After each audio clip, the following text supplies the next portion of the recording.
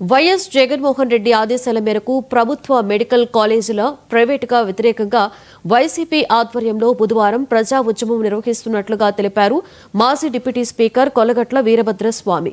ప్రజా సంఘాల మద్దతుతో భారీ ర్యాలీ నిర్వహించి తహసీల్దార్కు వినతి పత్రం సమర్పించారు. కూటమి ప్రభుత్వం ఎన్నికల హామీలను నెరవేర్చలేదని ఆరోపించారు. వైసీపీ ఉద్యమ పోస్టర్ను ఆవిష్కరించారు. గుర్రాలు కాస్తున్నారా గాడిదలు కాస్తున్నారా అని అడుగుతున్నాం.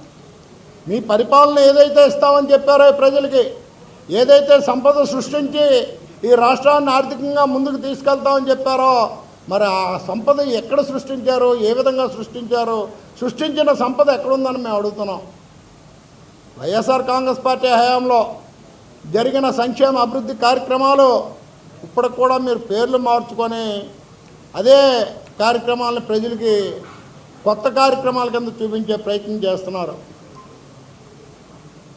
అమ్మఒడి అనే కార్యక్రమం జగన్మోహన్ రెడ్డి గారి ప్రభుత్వంలో ఉంటే ఈ ప్రభుత్వం వచ్చి ఏం చెప్పింది?